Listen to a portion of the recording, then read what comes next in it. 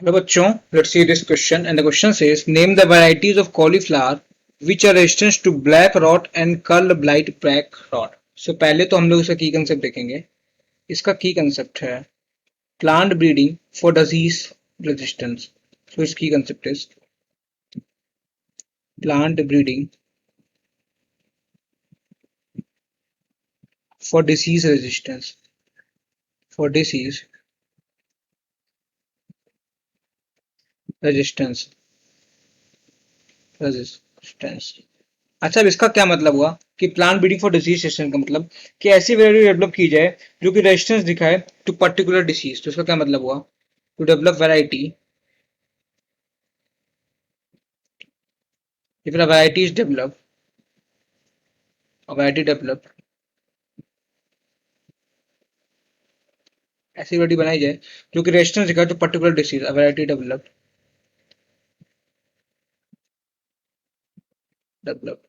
which shows the resistance, which shows resistance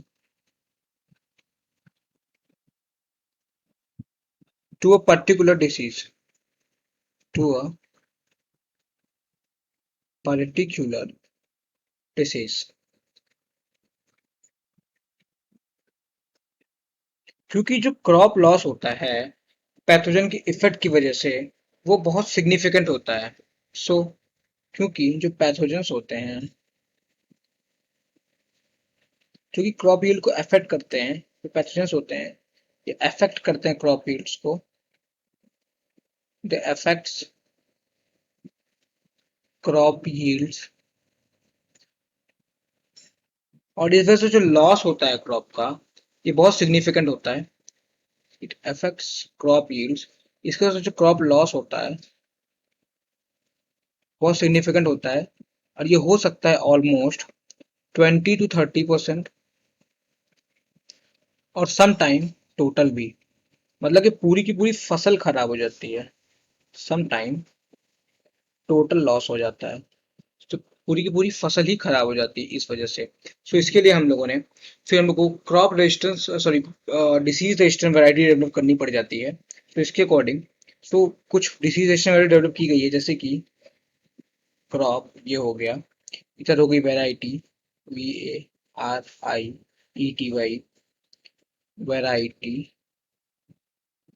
उसके बाद हो गया resistance to disease resistance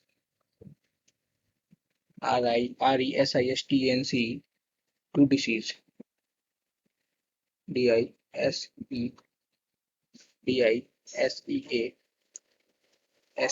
resistance to diseases. So पहला क्रॉप है हमारे पास वीट. वीट की एक वैरायटी डेवलप की गई जिसका नाम है हिमगिरी. उसका नाम है हिमगिरी. HIMGIRI हिमगिरी. तो जो हिमगिरी है ये रेजिस्टेंस शो करती है to leaf and stripe rust. ये शो करती है resistance to leaf and stripe rust. Stripe rust. और कौन सी वैरायटी डेवलप की गई है? और जो है हमारे पास दूसरा क्रॉप है कॉलीफ्लावर. कॉलीफ्लावर.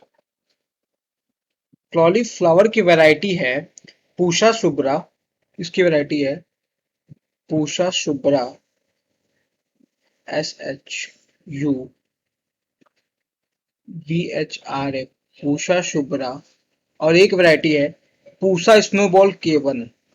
पूषा स्नोबॉल